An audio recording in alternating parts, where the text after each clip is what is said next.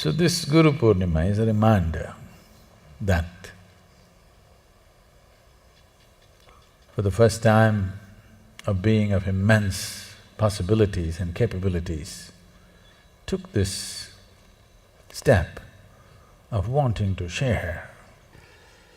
Liberation is scary because you're trying to remove the walls of prison that you've been so used to. When I say so used to, it is not a question of one lifetime. There's a memory of entire evolutionary process in this. Within your brain, there is something called as a reptilian brain. It is that dimension of your brain which is always thinking how to fix a boundary. What about my security? The other part of the brain which makes you human being, which is known as cerebral cortex, is always looking how to expand, how to enhance, how to empower myself. But the reptilian brain is always thinking of how to build a wall around myself for my own safety and security. So in search of security, you're downgrading the evolutionary process for yourself. You need to understand that the walls of self-preservation are also the walls of self-imprisonment. The coming of the Guru Purnima means for the first time, someone brought this dimension into human life that if you're willing, you can break all the boundaries that even nature has fixed, not just your psychological boundaries, not your emotional boundaries, even existential boundaries that nature has fixed, you can transcend all that. So, the Guru Purnima or the day of the Guru can also be remembered as the day of liberation, because the possibility of liberation for the first time was opened up for human race. The first full moon after the summer solstice is celebrated as the brightest full moon of the year, called as Guru Purnima. This, along with the darkest new moon night, called as Mahashivaratri, are celebrated as two of the most important days of the year for the profound impact they have on the human system, and as a consequence, the spiritual possibilities that they offer. As the word Guru suggests, Gu means darkness, Ru means dispeller, dispelling darkness. How to dispel darkness? You cannot kick the darkness out of a place, because darkness is not an existence by itself.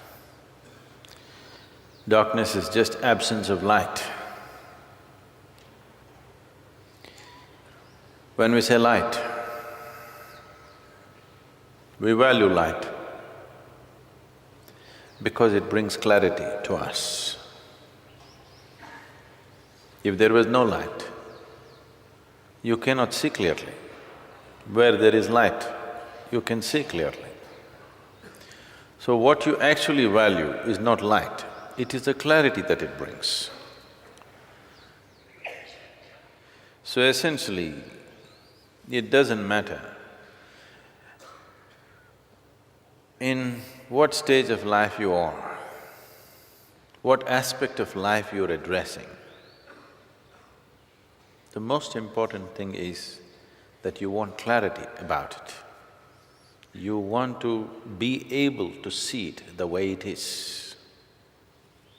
Seeing things the way they are, seeing everything the way it is clarity.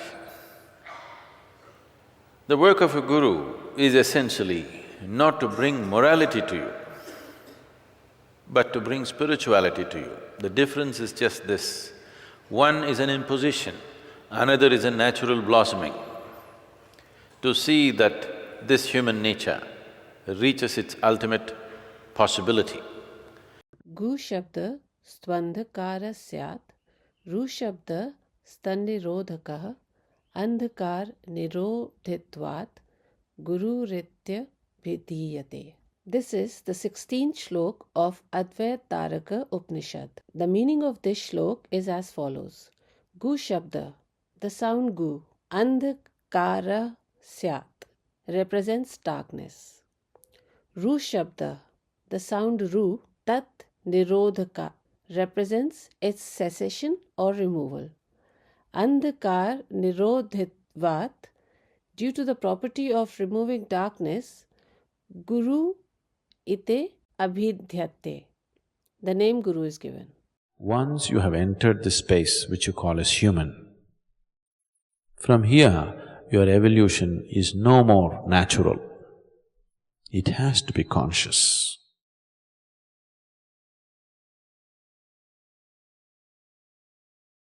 If you don't become conscious, there will not be any progress from here onwards. Monkeys can progress, man cannot progress. He can only progress consciously. Somewhere, nature trusted your intelligence. Nature believed that with the intelligence that you have, anyway you will choose the higher, not the lower. But you've been trying to beat nature's trust, but it's not possible. Doesn't matter how many ways you indulge yourself, somewhere something longs for something bigger, isn't it? Yes. You fill yourself with wealth and filth and everything, but still the longing is not gone. So, when the longing becomes unbearable, you seek. When you seek, can't you seek that which is within yourself by yourself? You can. But it's an uncharted path. Because it's an uncharted path, if you go by yourself, you know what happened to Columbus? He wanted to come to India and landed up here. It was an uncharted path, isn't it? Simply by accident he landed in this continent. We are only hearing about those who landed somewhere. Do you know how many never landed anywhere? Yes? Thousands of sailors who set forth never landed anywhere. If you go on an uncharted path without any guidance, this is what will happen. Now that Columbus landed here, just see how easy it is from Europe to America. Why? Now it's a charted path because of that man, isn't it? Similarly, you go to your Guru because he landed.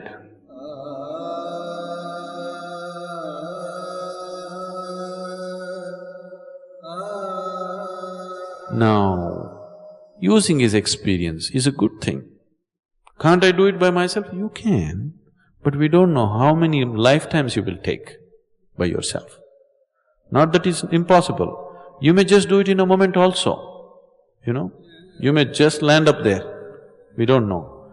But 99% of the people will just get lost and washed away. That's why a Guru has come. Guru is just a device.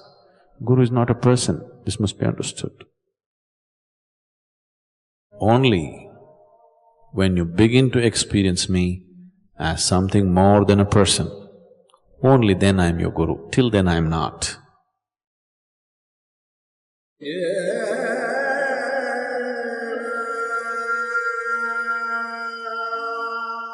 The Guru Purnima is significant because one thing is of a historical significance because this is the day Adiyogi turned himself into a Guru after the summer solstice. This first full moon has a certain impact. It is generally considered as a day of grace, and that is the day the first Guru chose to teach. So it's significant reminder for us, for every human being on the planet, because everybody lives in their own limitations of body, mind, social structures and strictures, all kinds of things. It is for every human being, it's important to know that there is a way to be beyond these things.